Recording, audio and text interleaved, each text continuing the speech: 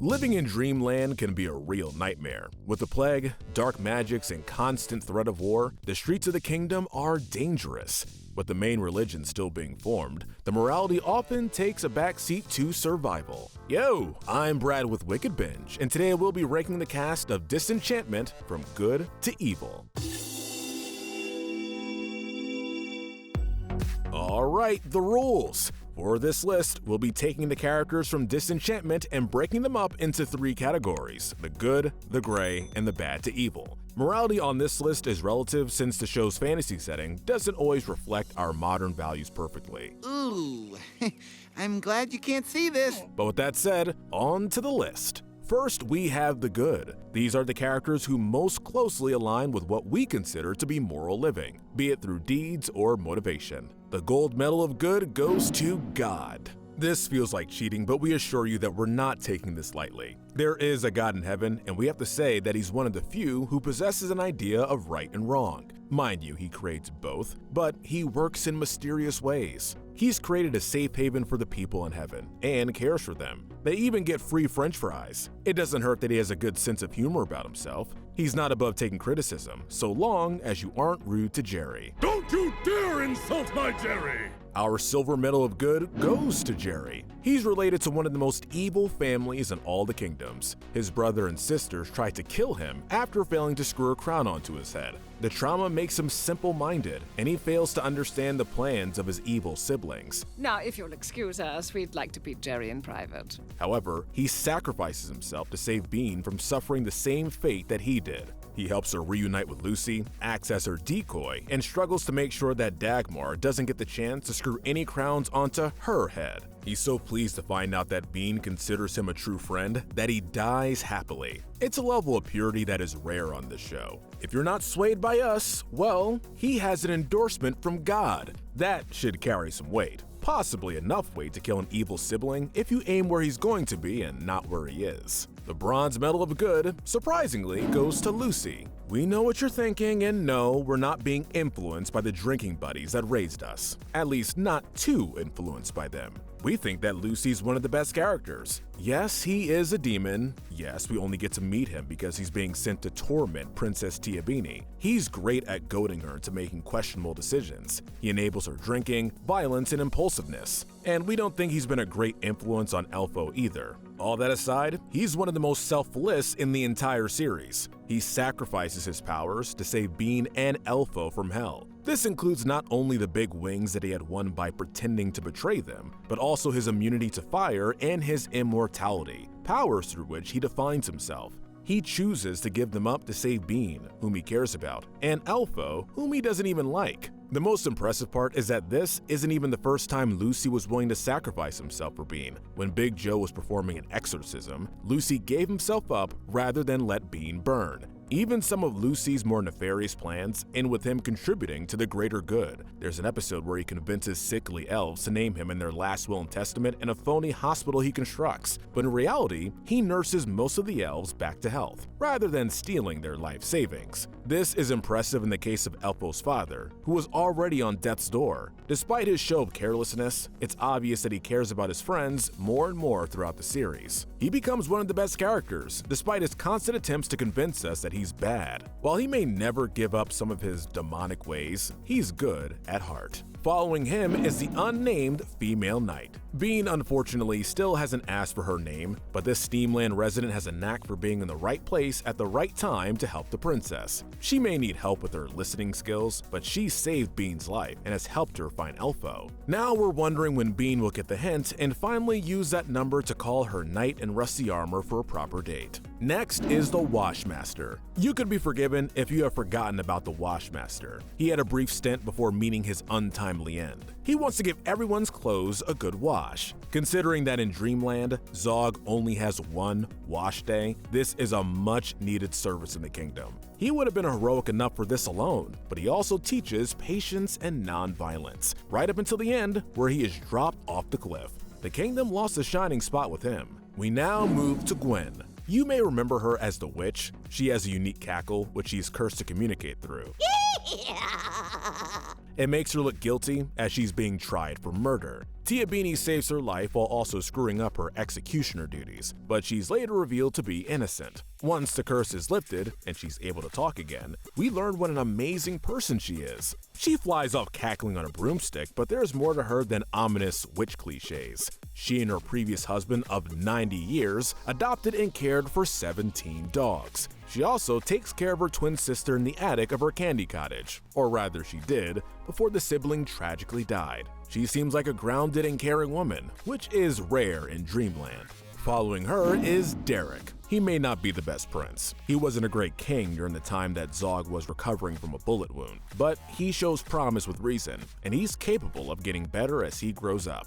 Now, most of his crimes are of naivety. As a ruler, he was being manipulated by Oddball and the Archdruidess. They were whispering totalitarian things into his ear, and at first, he didn't know better than to listen. There were a lot of unfair proclamations made, and he nearly turned Dreamland into a theocracy. The thought is made terrifying since the all-powerful church was headed by the Archdruidess, who still doesn't know what the religion entails. When it came to the important task, however, like the execution of his big sister, Tiabini, he took it seriously. He didn't allow himself any easy answers, and right up until the end, he was having doubts about having her killed. When he arranged to see her, Elfo, and Lucy burn, it was because he saw her take a knife to their father, and not because Oddball told him to do so. It was the wrong call, since Bean was trying to dig the bullet out of her father, but it looked pretty damning, and Derek can be forgiven for not knowing better. It was a lot of pressure for a boy who has nightmares about the big skillet. As a prince, he's learning. His brief engagement to Sagatha has toughened him, and he's showing more reason. This was evident in how he was willing to interrupt his own wedding to get justice for Pendergast and protect Bean. Following Derek is his mother, Una. It seems that even in the good tier, we must live with some moral ambiguity. We think Una means well. This is not to say that the crazy lizard queen of nowhere is without sin. She is a pirate. You may be wondering how a woman who makes her fortune robbing and plundering on the seas is high on our list. Well, it's because she contributes more good to the world than she does harm, especially where Dreamland is concerned. Look at her relationship to her family. When Tiabini leaves with Dagmar, Una takes it very personally. She had always tried, in her own strange way, to love and provide for Bean as though she were her own daughter. Even though she's hurt, she tries to forgive Bean and even offers her a place aboard her pirate ship when she leaves. There's also how she handles Zog. Although the two never had any great love for one another, and Zog had recently abandoned her for his first wife, Una remains amicable with him. When their son Derek gets married, or rather, almost gets married, Una realizes that her ex-husband is unwell and comes back to keep an eye on both him and the kingdom, even though it's no longer her responsibility. It was more than anyone expected her to do, and more than she owed the kingdom that never loved her properly.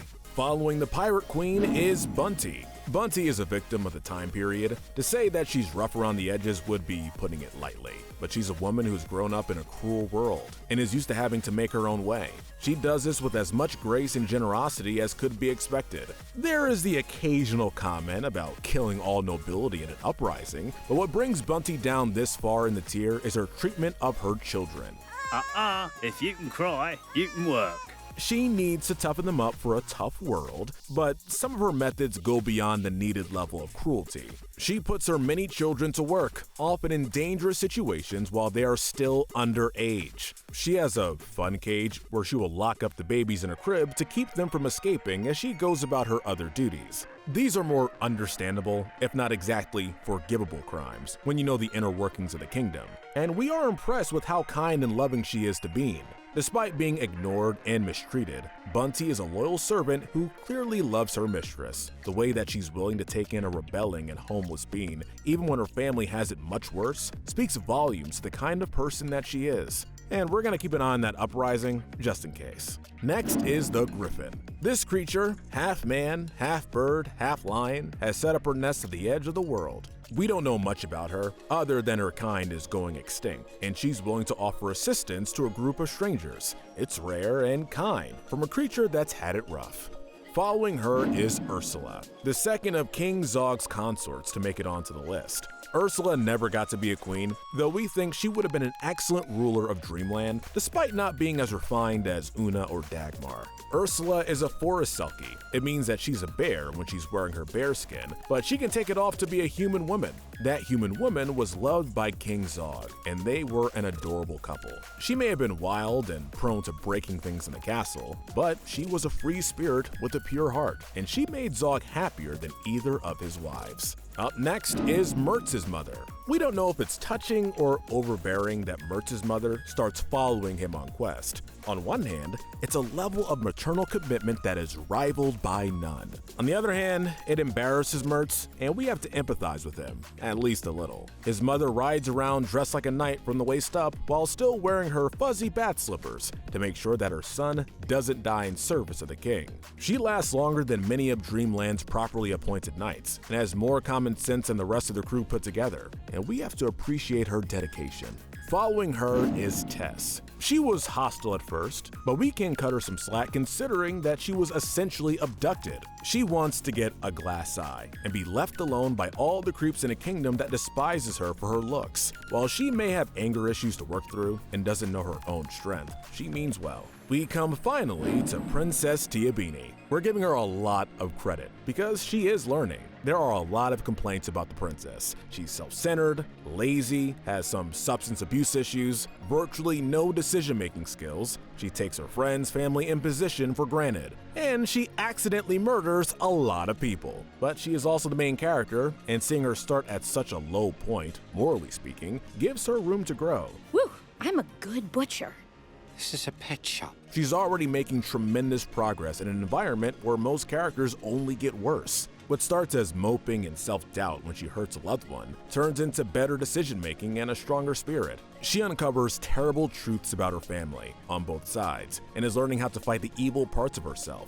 One thing that we think is really important is that she learns lessons. That can undo a lot of damage. At one point, she is controlled with the choice to save Elfo or her mother. She learns that choosing her mother over a loyal and close friend was a mistake. Not because her mother was evil, but because Elfo could help her achieve anything she needed. When the kingdom comes under attack, she knows that the kingdom's guaranteed safety is not worth sacrificing a single friend. She makes the hard but morally sound decision through experience. If she keeps learning to make these tough choices, she's gonna be a better person by the end of the series. She's already on that trajectory and has come a long way from the early episodes. In almost the exact opposite of that pattern, we have Elfo. In stark contrast to Tiabini and Lucy, who are learning to overcome their vice-filled upbringings, he seems to be getting worse. Elfo grew up in the utopian society of Elfwood, where everyone had to be happy and cheerful all the time. So unlike a lot of the other characters, he had a sheltered life early on and virtually no exposure to pain. I'm drowning!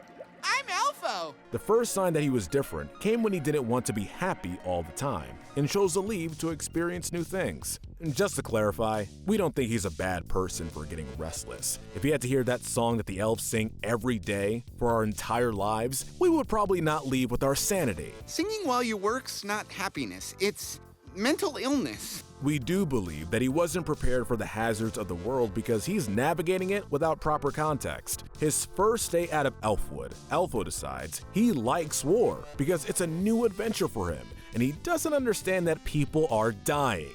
All the violence that he's subjected to brings out a different, darker side of Elfo that seems to linger under the surface. He has other bad qualities. He's selfish and single-minded, and passive-aggressive.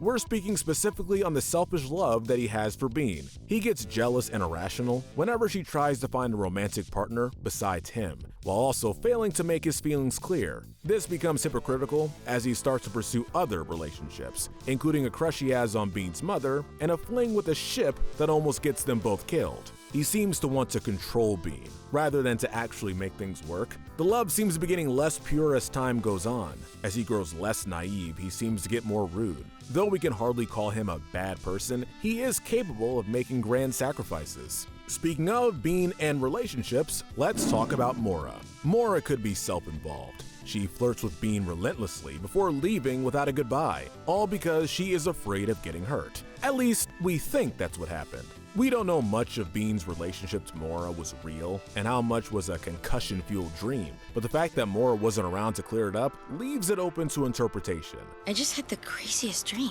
It's only that necklace that gives us any hope. And we hope. Mora, the returned mermaid princess, is someone we would like to see more of in future seasons. Finally, rounding out the good tier is Sagatha. We're not gonna judge her profession. A fairy's gotta do what a fairy's gotta do, right? Even if that means being a homewrecker for a bird couple. What earns her a spot in this tier is how well she treats Derek. She admits that she's only in it for the money at first, but she teaches him how to be a man without taking advantage. True, she almost marries him while he's in a vulnerable state, but she eventually learns what's best and steps down from the matrimony. We now move on to our next tier, the gray area. These are the characters who, even by Dreamland's loose standards, cannot be considered good, but have not yet been corrupted to full evil. First, we have Mop Girl. Dreamland wouldn't be intact if not for Mop Girl, and her contribution to the kingdom will not be forgotten. Seriously, she may have more of a role to play down the line. Just that she's able to go about so many menial tasks that contribute to the well-being of the castle and is willing to wield her powers for good speaks volumes, even if she does it with an attitude. We think she may have a secret. That magic has to come from somewhere, right? It's ominous, and the sort of thing would have definitely helped out had she revealed her capability sooner, or try to help during any of the other takeovers that happen in the castle. Next is Kissy. Again, we're not here to judge. Okay, we're totally here to judge. The point is, we're not taking points off for promiscuity. And especially since it seems to be consensual promiscuity. Shrimpo and Weirdo in particular seem to enjoy it. We are, however, going to be taking off a lot of points for selfishness. Despite knowing what her affair could do to Elfo if they were discovered, she does nothing to keep their relationship a secret. This leads to him almost being hanged in the pilot. We love that she stands by him and helps him escape, but it's not like she changes her ways after that. When the elves come to Dreamland, it's made clear that she's been breaking hearts the entire time. We appreciate that she starts apologizing to the people that she's hurt and hope that she's able to turn over a new leaf once she finds herself. But poor Lucy. Following her is another one of Elfo's loves, Edith. She's definitely the victim in this situation. She's being held captive by P.T. McGee, who's pretending that she's a fortune-telling head. Still, she goes along with the ploy, and even lets Elfo fall in love with her before giving up the game, all while living with others who are trapped in the freak show. Next is Miss Moonpence. She makes this tier because she's ready to turn on her employer, on the grounds that he doesn't pay her enough. She sells him out readily. Since her employer is evil, turning on him is technically a good deed. She must also know that he's evil, since he keeps her living in the wall to take his messages. On the other hand, she only does it for money, and that calls her motivations into question. So while we love her, we don't think she's exactly good. Following her is the me-flavored water vendor. He's an honest man, trying to do a weird, honest day's work. Not the nicest man, but then again, he doesn't need to be, he just is. Next is the court jester. The jester is actually fairly compassionate. He expresses concern for Zog, who has mistreated him for years without any validation. It's a simple thing worth mentioning, as his tendency to make light of things at inopportune times. No wonder he gets thrown into the ocean so many times at court. Just behind him is the town crier. He's more bold in how he interacts with the royalty that he serves, though you could also argue his work allows him that freedom because he's more important. He gives updates to royalty and commoners. Still, we couldn't raise him any higher because he's not considerate of those around him. Not only does he get sassy with the people making tough calls, he also likes to update the citizens of ongoing peace at ungodly hours of the morning. Alright, moving back to royalty, Prince Geisbert. He falls in the middle because we don't know much about him. He was Merkimer's more well-loved brother before he accidentally stabbed himself through the brain at his wedding. I think I'm still alive. He seems easygoing, if not overly complacent, considering he lives in that state for several months before being experimented on and eventually meeting his doom. Following him are the equally clueless pair, Turbish and Mertz. These two knights are not winning any awards for bravery, or detective work, or fighting, or anything really, but they are at least loyal to Pendergast. even after he gets decapitated when they're not paying attention. Next up is Chaz. Can you hear all 5 of those Z's? Have you been Chazed? That could mean getting served alcohol and Dankmeyer, or being tortured at a quote-unquote spa for 24 hours straight. Either way, Chaz is an experience all to himself. But speaking of torture, our next slot goes to the Executioner. He's a cheerful and easygoing man who does what's right. We best be heading to work. Sometimes. He helps Bean feel better when she's down on her luck. When she gets kicked out of the castle, he offers her a job he thinks she'll be good at to help get her back on her feet. Of course, he also turns on her when she proves not to be violent enough for the position, resulting in her public humiliation. He tortures his victims before their death with relish, and can be callous regarding his career. He wins back a lot of points for helping Bean, Elfo, and Lucy escape for the sake of his wife Bunty, who believes them innocent. He's a good husband who puts his life on the line to help in a life or death situation. But we can't shake off how he taunts one of his prisoners who's been in a dungeon all his life, awaiting trial for throwing a snowball at the castle when he was 7. That's needlessly cruel, even for an executioner. Next is Prince Pig Merkimer. With the catchphrase of sad, he can be a sympathetic character. He has lost a lot, and he didn't start with as much as his brother, Gijsbert. But he's self-involved, vain, and chauvinistic. When he has a chance to help Bean, Lucy, and Elfo, he turns against them for his own gain. It isn't until their deaths are imminent that he helps them, and it's that one selfless action that saves him from being in the bottom tier. Now we arrive at King Zog. He also means well. Later in the series, just before he goes mad, is the point when he seems to be trying his best. There are other moments where he's doing something good, such as when he goes to Bean's poetry reading, or when he confesses his obsession with the life elixir was not for him, but for Dagmar. Unfortunately, it's hard being king sometimes. Zog was only ever raised to be a warrior, as his brother Yogg was being groomed for the throne. Not to mention the years mourning the loss of his queen would have made anyone callous. While we can understand his faults, we can't condone them. He regularly drops people through the floor of his castle into the ocean just for displeasing him. He allows the kingdom to operate in a sexist and classist fashion, and then blames everyone else when it backfires. He holds many executions and nearly taxes the elves to death after offering them his protection in Dreamland. This is horrendous since the elves saved Dreamland just before this with their own blood. Perhaps worst of all is how he treats his daughter Bean. He admits to being an absentee father after the stonification of his first wife, Dagmar. He lets her be raised in pubs and by servants, yet he always lashes out at her for her vices, habits which she clearly learned from him. He tries to marry her off, he tries to give her to the convent, he puts her under house arrest, and seldom comes to her aid. There are 1 or 2 scenes where he's making an attempt to connect with her, and once he tries to give her more power in the kingdom. But up until he begins going mad, he blames her for not doing anything in the kingdom, while not training her or forcing his advisors to make space in the kingdom for a woman. But don't worry, he's not the only ruler not to make the good tier. Next is Rulo. This king of elves is responsible for the elves of Elfwood, and oh boy does he do a terrible job. The Jolly Code is an archaic law that forces residents to be happy all the time. While many elves are naturally happy all the time, it penalizes them when they're not, rather than try to improve their condition. He's constantly threatening his daughter's boyfriends. He also tries to hang Elfo, despite knowing that it'll be slow and painful, since an elf doesn't weigh enough to be strangled to death. He then moves all the elves from their home of Elfwood to Dreamland, where they suffer even more, and are unprepared for it. While much of the taxation and health code violations his people experience are Zog's fault, Rulo is not entirely blameless, as it's his job to look out for his people. Once they find themselves in unbearable conditions, he preaches acceptance of their plight rather than defending them. Next is Alva Gunderson, aka Gordy.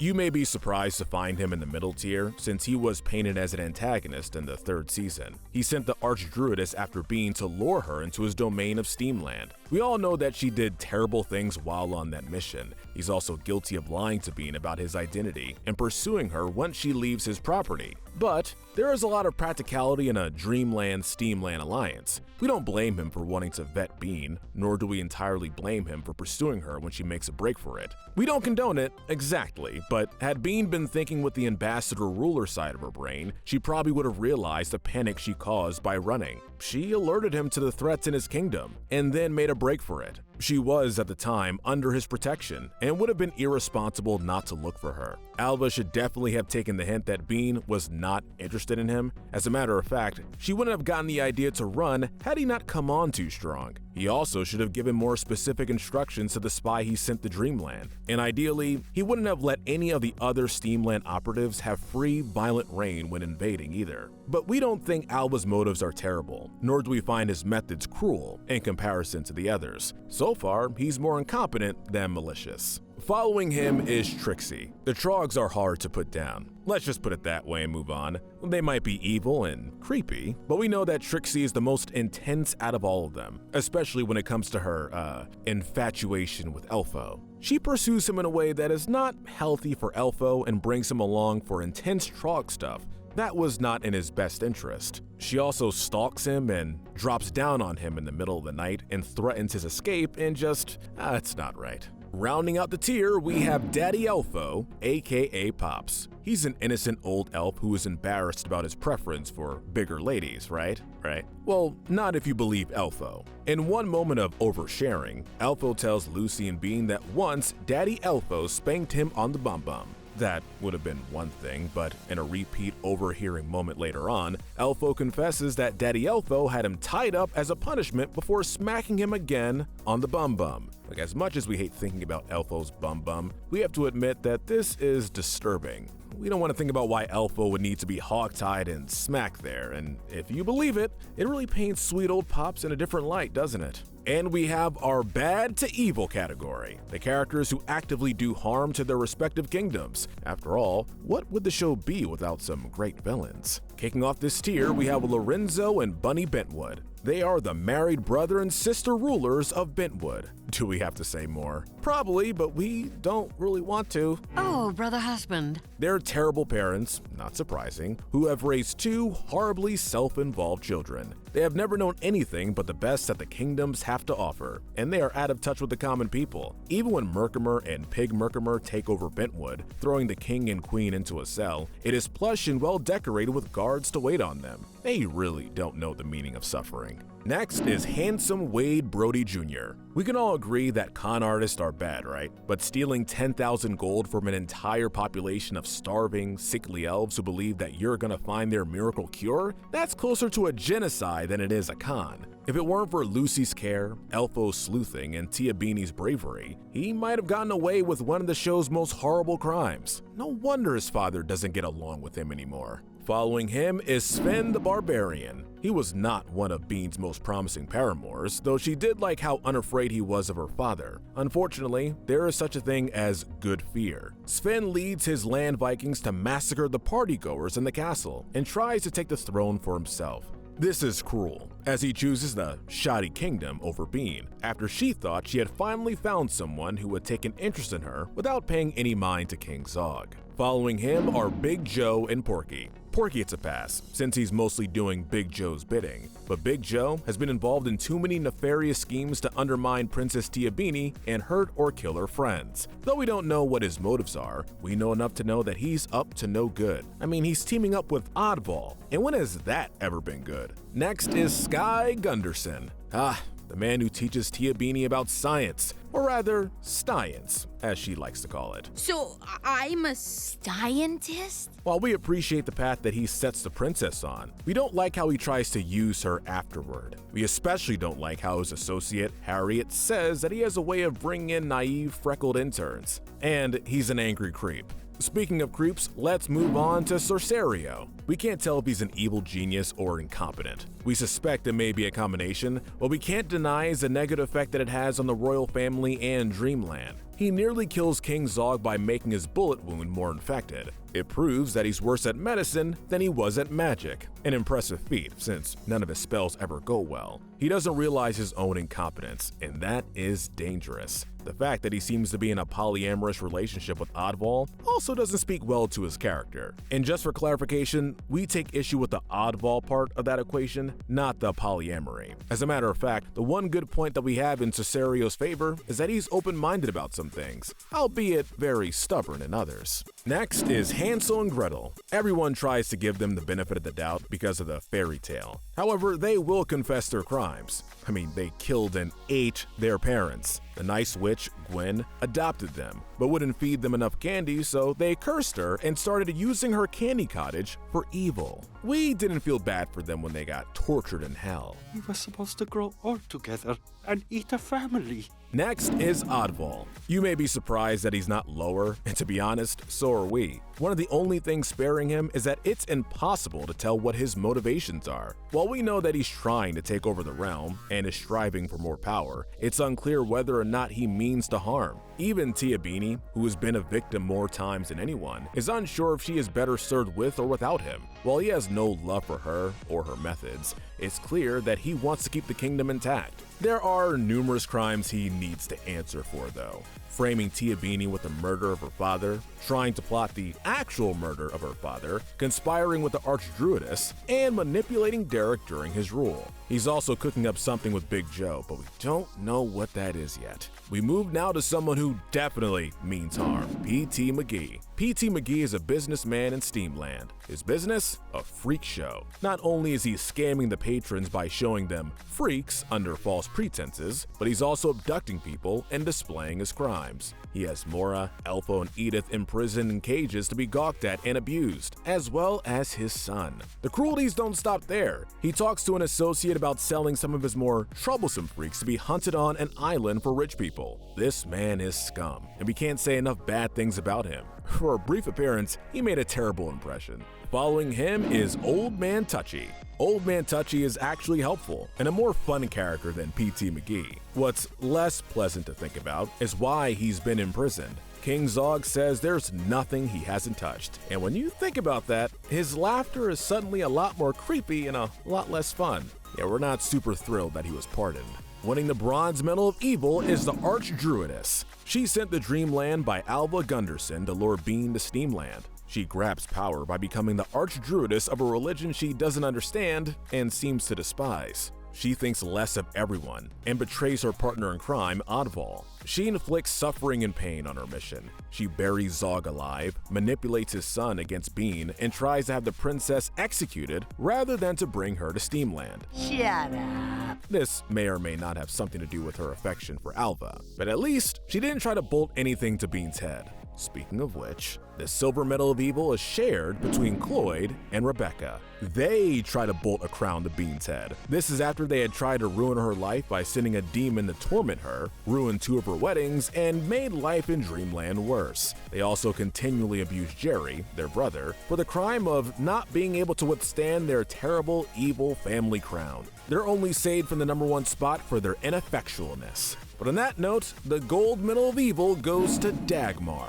This prophecy hag, as Bean would call her, has committed unspeakable crimes. She had a child to fulfill the prophecy, knowing that she would have to grow up with the burden of the family crown. She was turned to stone for several years after trying to poison her husband, King Zog. After Bean gives up everything to cure her mother, Dagmar continues making life in Dreamland difficult and tries to pin it on Zog's new wife, Una. She turns the entire kingdom to stone, captures Bean's last remaining friend, and then whisks her daughter away to fulfill some evil prophecy. Unlike her brother and sister, she doesn't give up when Bean refuses to partake in the ritual the first time. She continues manipulating her way to the top of every corner, launching attacks against their own flesh and blood. Plus, she eats brains. With our morality spectrum wrapped up, let's assign some medals. Alright, so the gold, silver, and bronze medal of good go to God, Jerry, and Lucy respectively. The gold, silver, and bronze evil medals go to Dagmar, Cloyd, and Rebecca, and the Archdruidess respectively. Alright, the Darwin medal goes to none other than Prince Gijsbert. While chasing a ring, he impales himself and is unable to get free over the course of several weeks before finally dying in a magic experiment. And now to our 7 deadly sins. The Wrath medal goes to King Zog. His temper tantrums result in multiple executions and more than one unfair punishment to Bean. Alright, we're also going to give him the Sloth medal on account of his desire to inflict himself with gout. The Pride medal goes to Una. We're not saying that she shouldn't be proud of her achievements, but she goes overboard when flaunting her new pirate profession. We're giving the Gluttony medal to Bean. Though we could have easily given this to her father, Bean overindulges in everything she partakes in, from substances to experiences. We're also giving her the Envy medal for how she treats Derek, while jealous of his claim to the throne. The Less medal has to go to Elfo. He falls in love quickly, easily, and when it goes poorly, he has to rebound, even if that rebound is a ship. And last but not least, the Greed medal goes to Lucy. For being a demon, he seems to have an insatiable desire for immortal currency, and will stop at very little to get it. Alright y'all, that's the list, baby. Thank you so much for watching. Be sure to like, subscribe, and leave a comment. Who do you think the best and worst characters were, morally speaking? What other videos would you like to see us cover? And as always, stay wicked.